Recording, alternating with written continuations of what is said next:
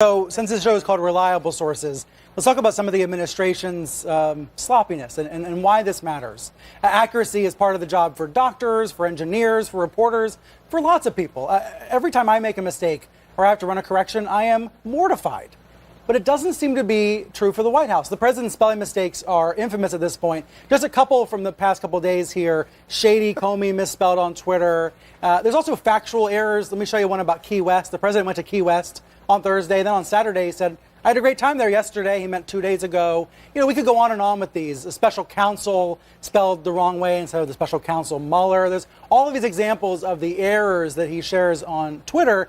And I think it trickles down to the staff as well. I thought the most embarrassing error of the week was in a statement on the occasion of Barbara Bush's passing. The date was wrong on the statement. It said 2017. It meant 2018. This was a statement that could have been written days ahead of time.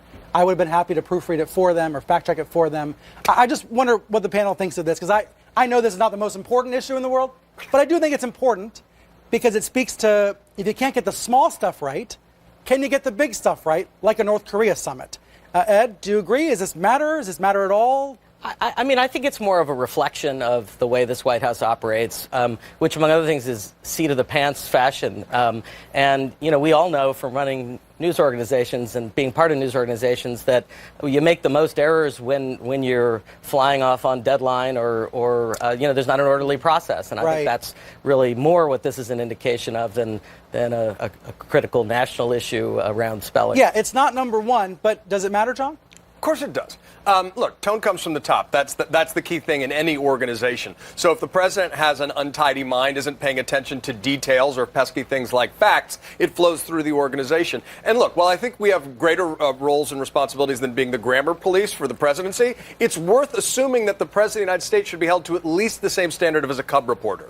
If we're letting him off the hook there, I think that's itself a sign of a slippery slope in our standards. Sarah? I actually wonder if this kind of a conversation is exactly the kind of thing his base would mock, that they would maybe see this as some sort of authenticity. Obviously, he's doing his own tweets. He's not getting someone to manage his account for him. And some people suggest that he makes errors on purpose.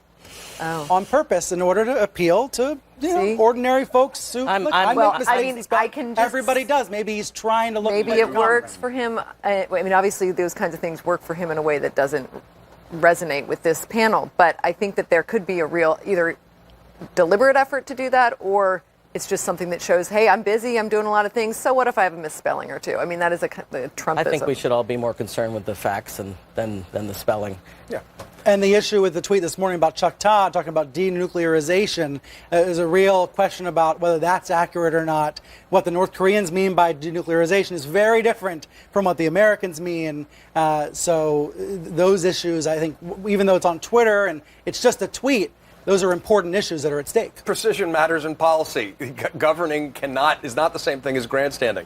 And so that's why these things do matter. And remember, every tweet we know is an official presidential statement. He's issuing policy on Twitter. Right. So in fact, it is, I mean, what he does on Twitter is not just a tweet. It is it's his organ of communication. So, I mean, the spellings shouldn't be there, but it is something that's kind of important.